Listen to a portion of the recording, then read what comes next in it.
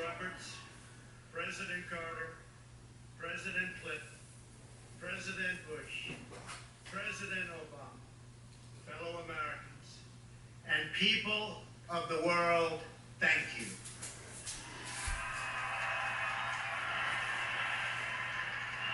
We, the citizens of America, are now joined in a great national effort to rebuild our country and restore its promise for all of our people.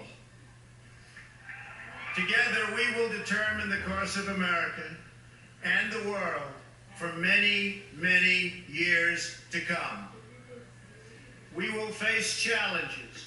We will confront hardships, but we will get the job done. Every 4 years, we gather on these steps to carry out the orderly and peaceful transfer of power. And we are grateful to President Obama and First Lady Michelle Obama for their gracious aid throughout this transition. They have been magnificent. Thank you.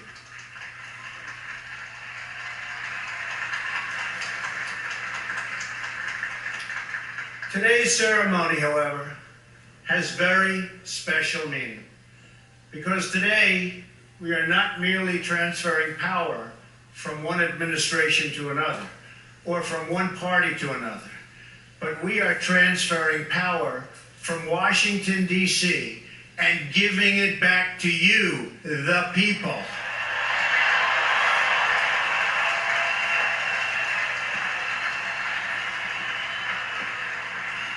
For too long, a small group in our nation's capital has reaped the rewards of government, while the people have borne the cost. Washington flourished, but the people did not share in its wealth. Politicians prospered, but the jobs left and the factories closed. The establishment protected itself, but not the citizens of our country. Their victories have not been your victories. Their triumphs have not been your triumphs. And while they celebrated in our nation's capital, there was little to celebrate for struggling families all across our land.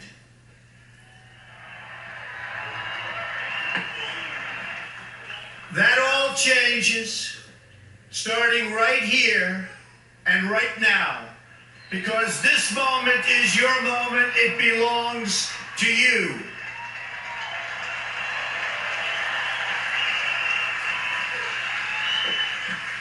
It belongs to everyone gathered here today and everyone watching all across America.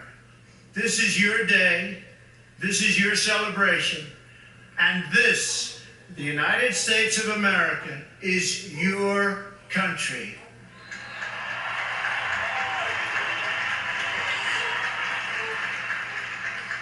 What truly matters is not which party controls our government, but whether our government is controlled by the people. January 20th, 2017 will be remembered as the day the people became the rulers of this nation again.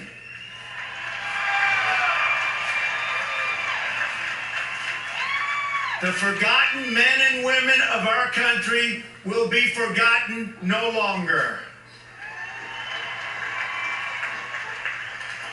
Everyone is listening to you now. You came by the tens of millions to become part of a historic movement, the likes of which the world has never seen before. At the center of this movement is a crucial conviction that a nation exists to serve its citizens. Americans want great schools for their children, safe neighborhoods for their families, and good jobs for themselves.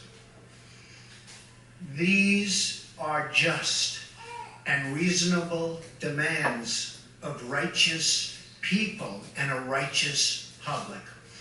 But for too many of our citizens, a different reality exists. Mothers and children trapped in poverty in our inner cities. Rusted out factories scattered like tombstones across the landscape of our nation. An education system flush with cash, but which leaves our young and beautiful students deprived of all knowledge. And the crime, and the gangs, and the drugs that have stolen too many lives and robbed our country of so much unrealized potential. This American carnage stops right here and stops right now.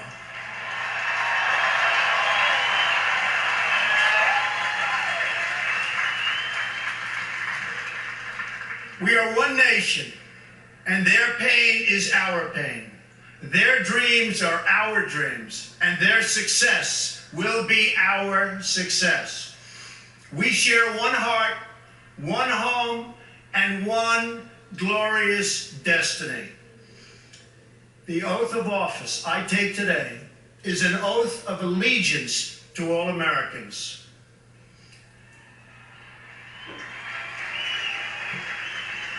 For many decades, we've enriched foreign industry at the expense of American industry, subsidized the armies of other countries while allowing for the very sad depletion of our military.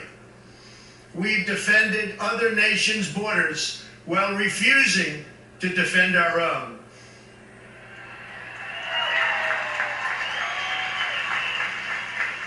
And spent trillions and trillions of dollars overseas while America's infrastructure has fallen into disrepair and decay. We've made other countries rich while the wealth, strength, and confidence of our country has dissipated over the horizon. One by one, the factories shuttered and left our shores, with not even a thought about the millions and millions of American workers that were left behind. The wealth of our middle class has been ripped from their homes and then redistributed all across the world. But that is the past, and now we are looking only to the future.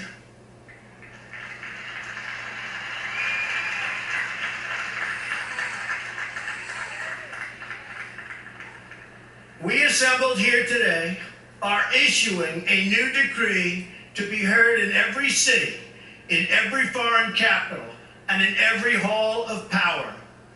From this day forward, a new vision will govern our land. From this day forward, it's going to be only America first. America first.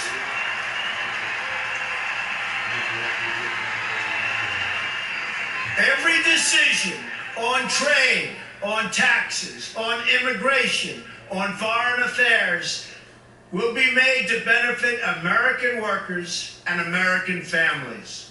We must protect our borders from the ravages of other countries, making our products, stealing our companies, and destroying our jobs.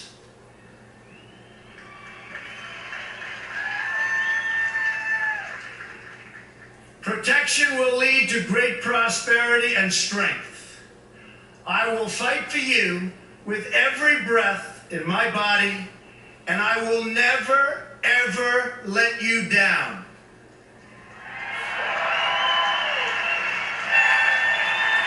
America will start winning again, winning like never before. We will bring back our jobs. We will bring back our borders. We will bring back our wealth. And we will bring back our dreams.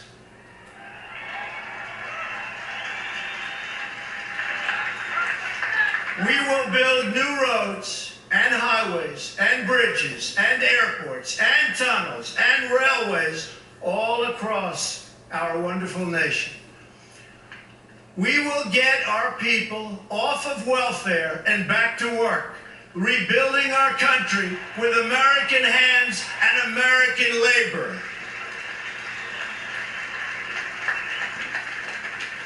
We will follow two simple rules: buy American and hire American. We will seek friendship and goodwill with the nations of the world, but we do so with the understanding that it is the right of all nations to put their own interests first.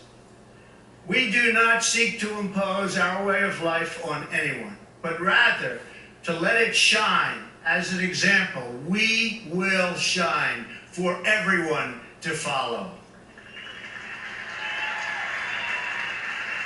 We will reinforce old alliances and form new ones and unite the civilized world against radical Islamic terrorism, which we will eradicate completely from the face of the earth.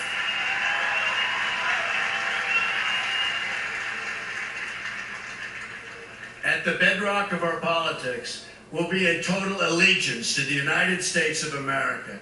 And through our loyalty to our country, we will rediscover our loyalty to each other. When you open your heart to patriotism, there is no room for prejudice.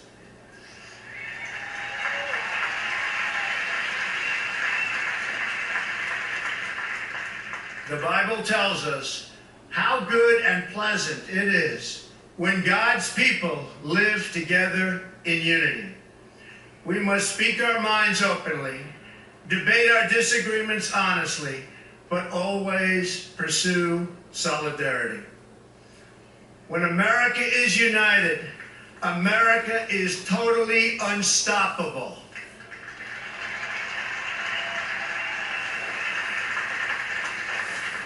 There should be no fear.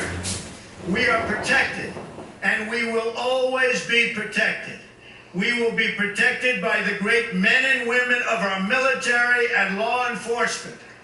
And most importantly, we will be protected by God.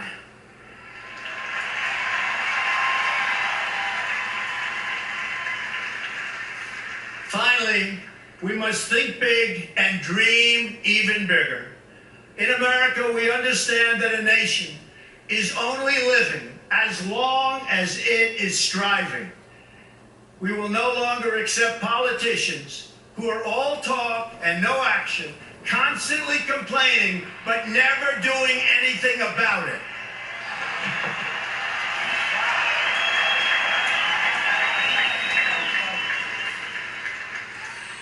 The time for empty talk is over. Now arrives the hour of action.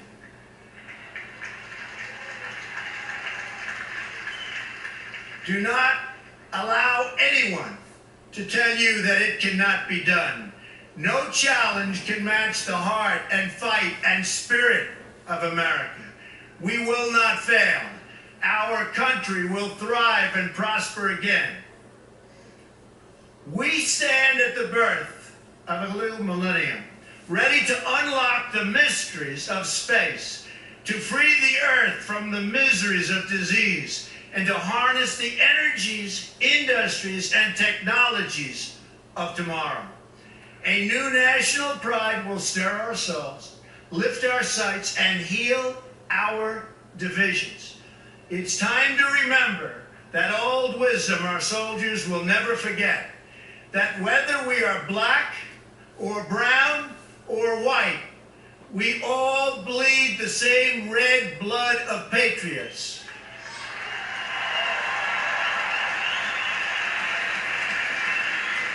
We all enjoy the same glorious freedoms, and we all salute the same great American flag.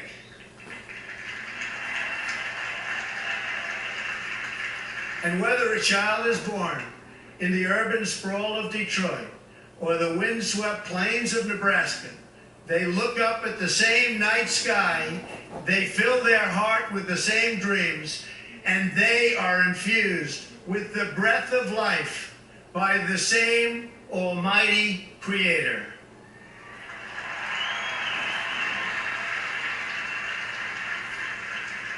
So to all Americans, in every city, near and far, small and large, from mountain to mountain, from ocean to ocean, hear these words: you will never be ignored again.